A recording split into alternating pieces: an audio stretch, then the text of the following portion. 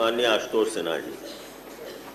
माननीय, शिक्षा के गिरते हुए स्तर को लेकर लगातार बड़ी बड़ी बहसें होती रहती हैं, बहुत चर्चाएं होती हैं, लेकिन जब हम बेसिक शिक्षा की बात करें तो सारा का सारा ठीकरा शिक्षकों के ऊपर फोड़ दिया जाता है। और चाहे वो शिक्षक हो, शिक्षा मित्र हो या अनुदेशक हो, तो बेसिक शिक्षा की रीढ़ की हड्डी होता है मान्यवर।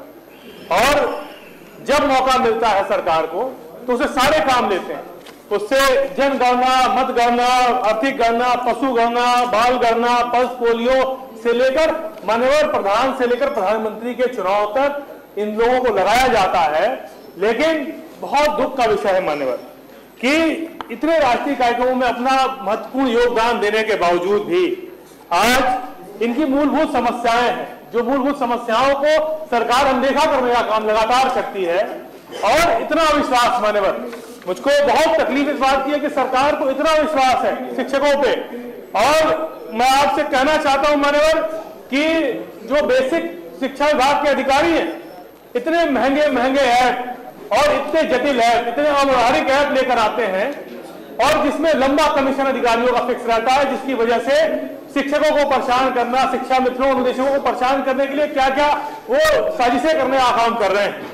मैं जितना पैसा इस सॉफ्टवेयर में खर्चा कर रहे हैं मान्यवर, उतने पैसे से फर्नीचर, लैब, कंप्यूटर, लैपटॉप की व्यवस्था कर दी गई होती तो शायद मुझे लग रहा है बेसिक के जो हमारे विद्यालय और अपग्रेड हो गए होते मान्यवर। लेकिन सरकार लगातार अव्यवहारिक, जितने व्यवहारिक ऐप है, ऑनलाइन फेस अटेंडेंस मान्यवर जो लाने की साजिश सरकार कर रही है, लगातार बच्चों को ऑनलाइन उनका अटेंडेंस की बात सरकार कर रही है। जहां सरकार आज ठीक से आज हमको और आपको मोबाइल का नेटवर्क मुहैया नहीं करा पा रही, आज लखनऊ में मान्यवर हमारे आपके मोबाइल में नेटवर्क ठीक से नहीं आता, तो हम उम्मीद कैसे करें कि गांव में बैठे किसी गांव में बैठे बच्चे को हम ऑनलाइन किस तरह से उसका फेस अटेंडेंस ले पाएंगे, किस तरह से, और जितने ऐप है, जितनी समस्याएं हैं उसका समाधान कैसे होगा मान्यवर।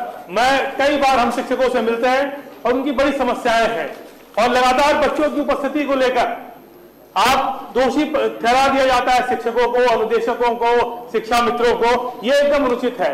और जो मिड डे मील योजना है, मिड डे मील योजना में जिसमें पूरी जिम्मेदारी प्रधान की होती है, फिर भी जो अंत में फंसा दिया जाता है शिक्षकों को। मैं मान्यवर कहना चाहता हूं कि 2016 के बाद एक बार भी पदोन्नति इस सरकार ने नहीं की प्राथमिक विद्यालय के शिक्षकों की, और ये और साथ ही साथ कभी स्थानांतरण करने का भी जो अंतर जनपदीय स्थानांतरण है, अंतर जनपदीय और अंतर जनपदीय स्थानांतरण में भी लगातार परेशान करने का काम ये कर रही है उत्तर प्रदेश की सरकार मान्यवर।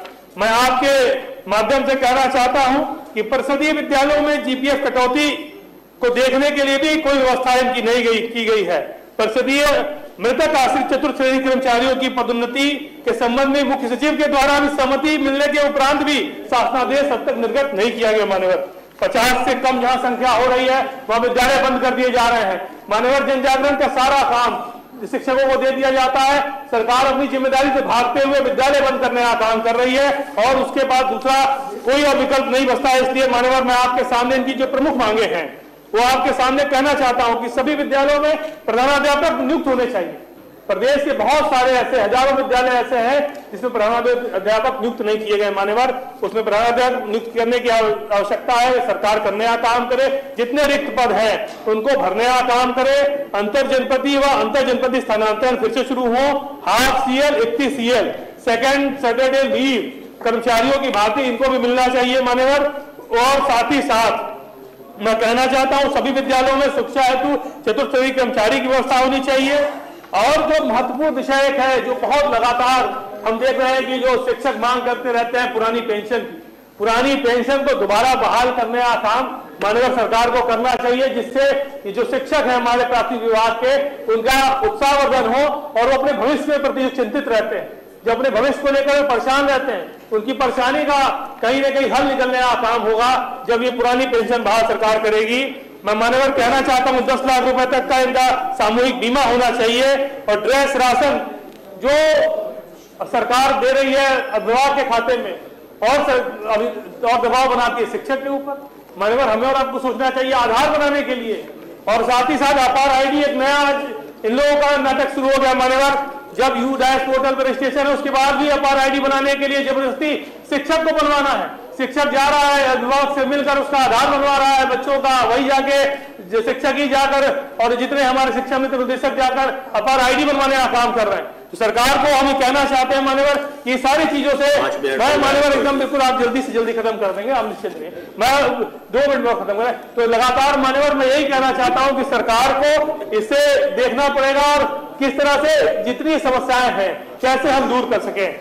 मान्यवर हम शिक्षा मित्रों की बात करना चाहते हैं कि सन 1999 में जब भारतीय जनता पार्टी की सरकार प्रदेश में भी थी और देश में भी थी, उस समय ही शिक्षा मित्रों के, क्योंकि जब जितने हमारे गरीब मजदूर किसान के बच्चे ग्रामीण विद्यालयों में पढ़ते थे तो विद्यालयों को बंद करने का काम सरकार ने किया, क्योंकि शिक्षक को देने के लिए पैसा सरकार के पास नहीं था।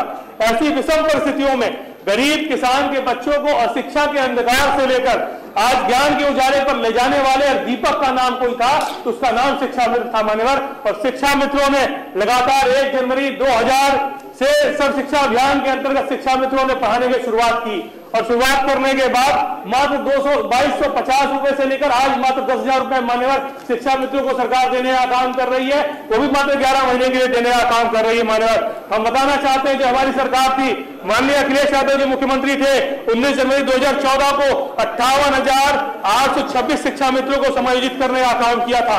8 अप्रैल 2015 को 91,104 शिक्षा मित्रों को समायोजित करने का काम किया था। और मान्यवर जब 2015 में हाई कोर्ट ने रोक लगाई और 17 के बाद जब उसमें सुप्रीम कोर्ट ने इसको निरस्त कर दिया तो देश के प्रधानमंत्री जी ने ही बनारस की जनसभा में कहा था कि अगर उनको न्यायालय से अगर नहीं न्याय मिलेगा, राहत नहीं मिलेगी तो सरकार उनके साथ खड़ी है। इसके मतलब अध्यादेश लाके उनको नियमित करने का काम करेंगे, लेकिन सरकार ने उनको नियमित करने का काम नहीं किया मान्यवर। इससे मैं ज्यादा कुछ न कहते हुए अनुदेशकों के बारे में भी कहना चाहता हूँ मान्यवर।